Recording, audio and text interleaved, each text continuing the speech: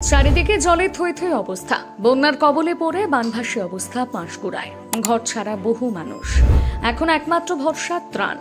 উল্টো দিকে জলমগ্ন অবস্থায় সাধারণ মানুষরা ক্রমশ আক্রান্ত হচ্ছেন জ্বর সর্দি থেকে বিভিন্ন রোগে।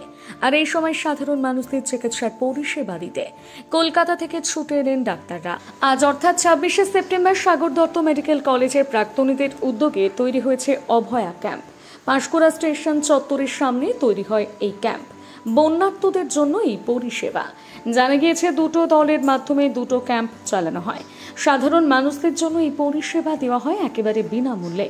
এদিন পরিষেবা দিতে উপস্থিত ছিলেন ডাক্তার এজাজ আহমেদ, আশিক ইকবাল, রাশিদুল ইসলাম, ওয়াহিদ ইকবাল, শুভদীপ বোস, মুনতেহা খাতুন, মিন্টু দে, রমজান আলী সহ প্রমুখ ডাক্তাররা।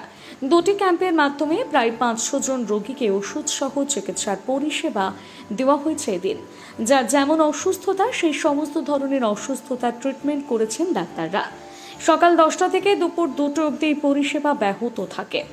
সকাল থেকে ক্যাম্পের বাইরে রোগীদের ভিড় জমতে শুরু করে দেয়। একে একে সমস্ত রোগীদের সমস্যার কথা শোনেন তারা এবং তাদের সঠিক পরামর্শ দিয়ে স্বাস্থ্য উন্নতির কথাও বলেন।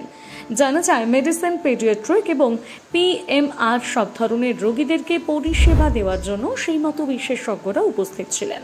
আর ঠিক সেইভাবে তাদের চিকিৎসা করা হয়। ডাক্তারদের এমন পরিষেবায় খুশি আম জনতারাও।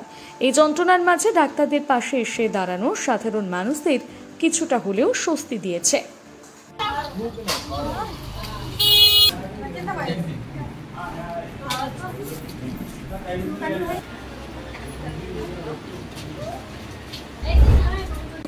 বাংলা হাটের আরো খবর দেখতে নজর রাখুন। বাংলা খবর মানেই বাংলা হাট।